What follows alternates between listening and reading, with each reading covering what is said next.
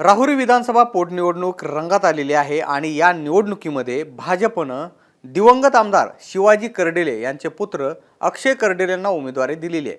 आता ही निवडणूक चर्चेत का राहिली तर याचं कारण होतं की शरद पवारांच्या राष्ट्रवादीकडून म्हणजे त्या राष्ट्रवादीकडून नाही मात्र शरद पवारांच्या राष्ट्रवादीमध्ये असलेले जयंत पाटलांचे भाचे प्राजक्त तनपुरे हे या निवडणुकीच्या रिंगणामध्ये उतरणार होते अशी जोरदार चर्चा झालेली आणि त्यामुळे ही निवडणूक इंटरेस्टिंग होईल असं दिसत होतं। मात्र भाजपनं अखेरच्या क्षणी मोठा डाव टाकला आणि अर्ज भरण्याच्या शेवटच्या दिवशी तनपुरेंनी अर्ज मागे घेतला।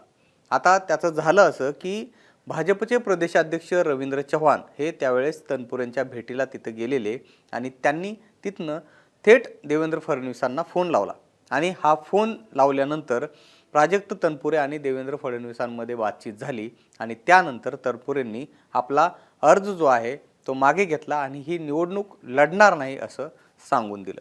आता विकास कामांसाठी आणि समस्या सोडवण्यासाठी राज्य सरकार 100% मदत करेल असं आश्वासन फडणवीसांनी तनपुरे यांना दिलंय असं सांगितलं गेलं आणि त्यामुळं राहुरीची निवडणूक जी आहे ती तनपुरेंच्या निर्णयानंतर पूर्णपणे 180 अंशाच्या कोनामध्ये बदलली।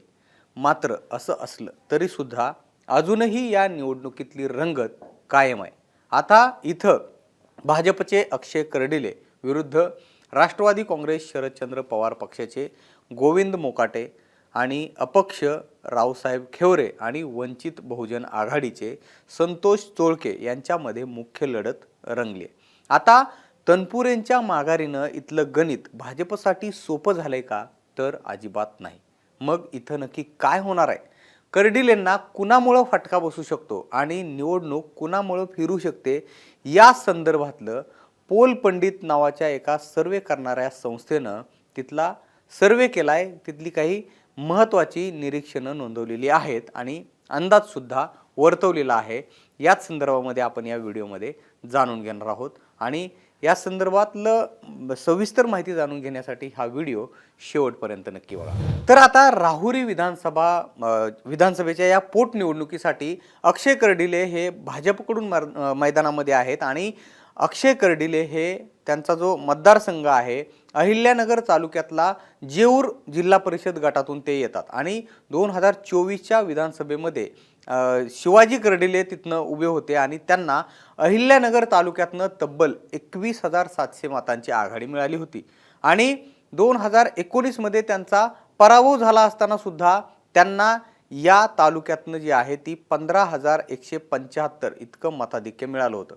आता राष्ट्रवादी काँग्रेस अजितदादांचं जी राष्ट्रवादी काँग्रेस आहे त्या पक्षाचे अहिल्यानगरचे आमदार संग्राम जगताप यांचा सुद्धा या तालुक्यामध्ये चांगला प्रभाव आहे आणि त्यांनी आता कर्डिले यांच्या प्रचारामध्ये चांगलीच मोठ बांधली आहे आणि सक्रिय सहभाग सुद्धा घेतलेला आहे। त्यामुळं त्याचा फायदा हा कर्डिलेंना होऊ शकतो। मात्र गोविंद मोकाटे जे आहेत शरदचंद्र पवारांच्या राष्ट्रवादीचे उमेदवार ते सुद्धा जेऊर गटातून येतात आणि अहिल्यानगर तालुक्यामध्ये त्यांचा जनसंपर्क जो आहे तो दांडगा आहे आणि त्यांच्या कन्या भाग्यश्री मोकाटे या जेऊर जिल्हा परिषद गटाच्या सदस्य राहिलेल्या आहेत। त्यामुळं या निवडणुकीमध्ये मोकाटे हे कर्डिले यांना होम पिचवरती आव्हान देताना दिसून येत आहेत। तिकडे पाथर्डी तालुक्यामधला जर आपण विचार करायला गेलं तर तिथं मिरी आणि तिसगाव हे जिल्हा परिषद गट जे आहेत त्या गटामध्ये कर्डिलेंना मतदारांचा पाठिंबा राहिलेला आहे असं या पोल पंडितच्या सर्वेमध्ये दिसून आलेलं आहे। भाजपच्या आमदार मोनिका राजळे यांच्या वृद्धेश्वर सहकारी साखर कारखान्याचा कर्मचारी वर्ग तिथला ऊस उत्पादक शेतकरी आणि कार्यकर्त्यांचा गट या भागामध्ये सक्रिय असलेला पाहायला मिळतोय आणि त्यामुळं अक्षय कर्डिले यांना तिथं कुठंतरी दिलासा मिळताना दिसतोय। यामुळं या निवडणुकीमध्ये पाथर्डी तालुक्यातला मतदारांचा जो कल आहे तो भाजप उमेदवार अक्षय कर्डिलेंकडे अधिक असण्याची शक्यता वर्तवली जाते।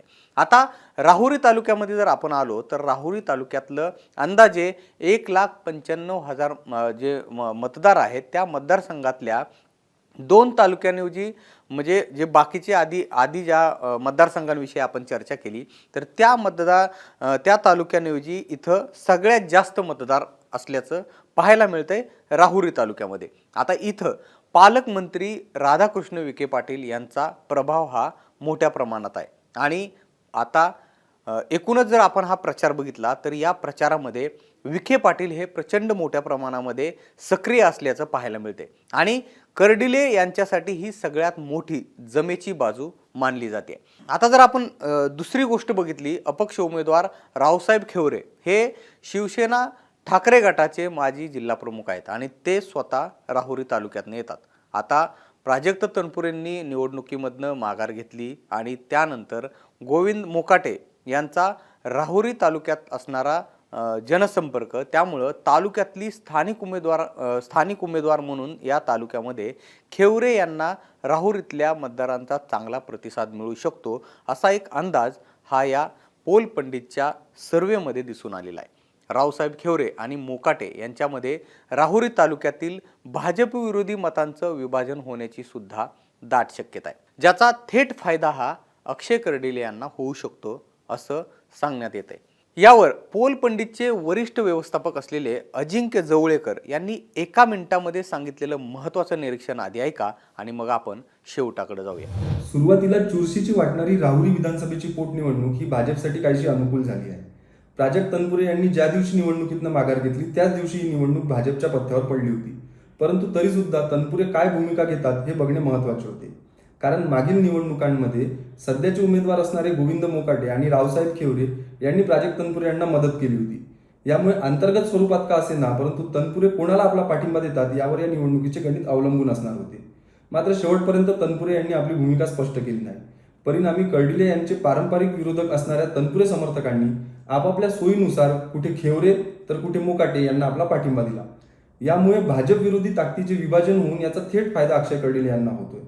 याशिवाय भाजपने केलेला नियोजनबद्ध प्रचार, कर्डिले यांच्याविषयी असणारी सहानुभूती आणि विरोधी उमेदवारांना मिळणारी मर्यादित पसंती या सगळ्या गोष्टी लक्षात घेता भाजप उमेदवार अक्षय कर्डिले यांच्यासाठी ही निवडणूक सोपी झालेली दिसते। आता मतदारसंघातली सर्वात महत्त्वाची बाजू आपण बघूयात।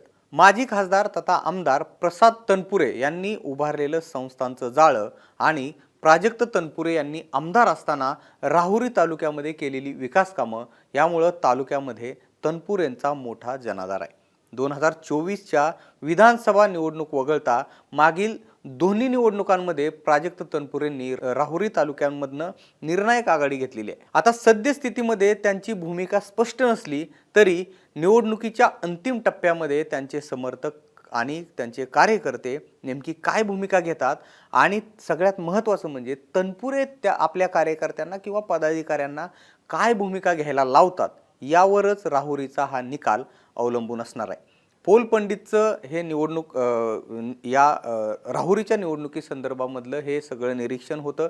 पोल पंडित ही निवडणुकांचं सर्वेक्षण करणारी संस्था आहे आणि त्यांच्याकडून निवडणुकांचे एक्झिट पोल असतील किंवा ओपिनियन पोल असतील या संदर्भामधले वेगवेगळे सर्वे करण्यात येतात। अर्थातच हे जे आहे हे या संस्थेनं केलेलं निरीक्षण आहे। या व्यतिरिक्त राहुरीच्या पोटनिवडणुकीमधले आणखी कोणते मुद्दे तुम्हाला महत्त्वाचे वाटतात, तुमच्या मते निकाल कुणाच्या बाजूने जाऊ शकतो किंवा कुणाचा प्रभाव जास्त आहे या संदर्भामध्ये आपली काय मतं आहेत, तर ती जी मतं असतील ती आम्हाला तुम्ही कमेंट बॉक्समध्ये नक्की सांगा। आणि सगळ्यात महत्त्वाचं म्हणजे मुंबई तकला सबस्क्राईब करायला विसरू नका। हा व्हिडिओ पाहिल्याबद्दल धन्यवाद।